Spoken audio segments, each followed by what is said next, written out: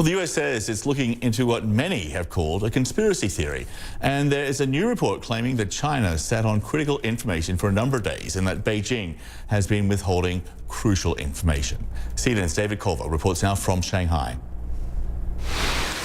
At the start of the outbreak, this is where China directed the world's attention, suggesting that this Wuhan seafood market was the source of the novel coronavirus outbreak. CNN even traveled there just before the city locked down in January.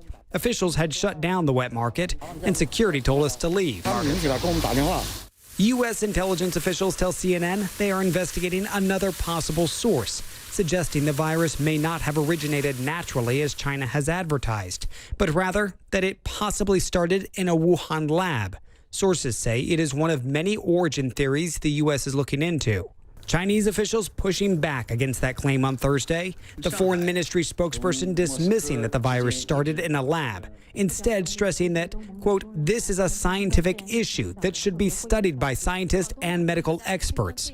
Yet, it is the same spokesperson who last month floated a controversial theory, tweeting that it might be the U.S. Army who brought the epidemic to Wuhan. China tried to say at one point, maybe they stopped now, that it was caused by American soldiers.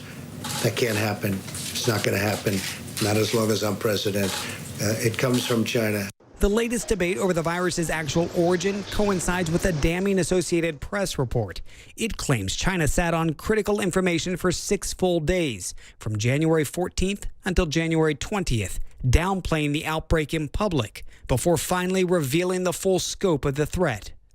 The AP report is based on what they characterize as a memo from a January 14th confidential teleconference involving the head of China's National Health Commission. CNN has combed through the government's public report of that teleconference, which was released more than a month after it took place. It says a, quote, sober understanding of the situation was made known to top Chinese government officials, adding that, quote, clustered cases suggest that human-to-human transmission is possible. But that was not the message shared publicly from health officials at the time.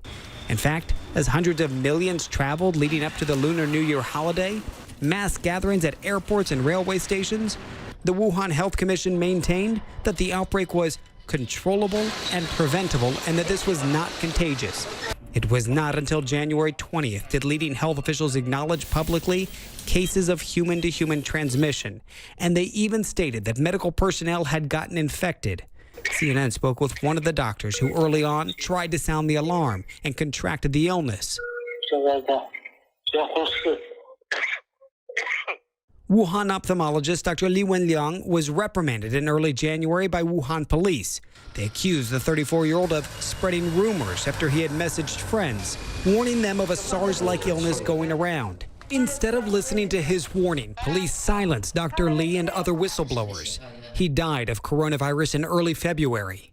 CNN's early reporting also highlighted an underreporting of cases.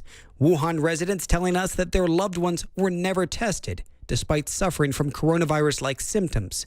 Instead, their deaths listed as severe pneumonia. Whether it was intentional or due to a lack of testing, for some, China's reported numbers of coronavirus cases and deaths does not add up. The mere fact that we don't know the answers, that China hasn't shared the answers, I think is very, very telling.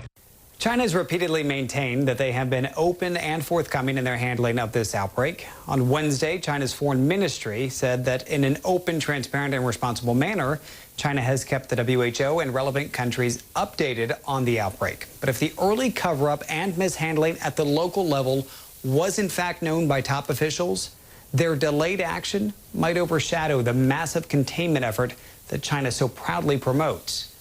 David Culver, CNN, Shanghai.